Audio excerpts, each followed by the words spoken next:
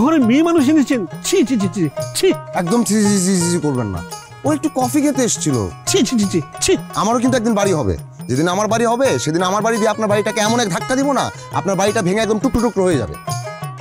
আমি শর্মাট শাহজাহান, আগে আমার সবকিছু কইতে হবে। কাম করস দারোয়ানের নাম রাখছিস সম্রাট।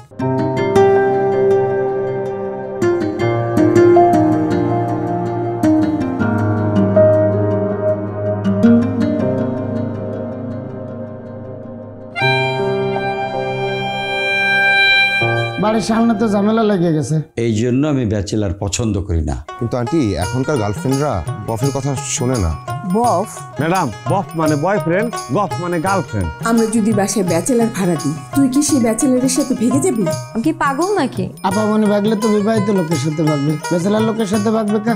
এই এসব নামান তো, আজ থেকে আমি এখানেই থাকবো। আচ্ছা, আমাকে একটু ইলেকট্রিসিটি ব্যবস্থা করে দেওয়া যাবে? আমার ঘরটা তো একদম অন্ধকার হয়ে আছে। ঘর কই পাইলেন? এই যে এখানকার কথা বলছি, এখন তো এটাই আমার ঘর।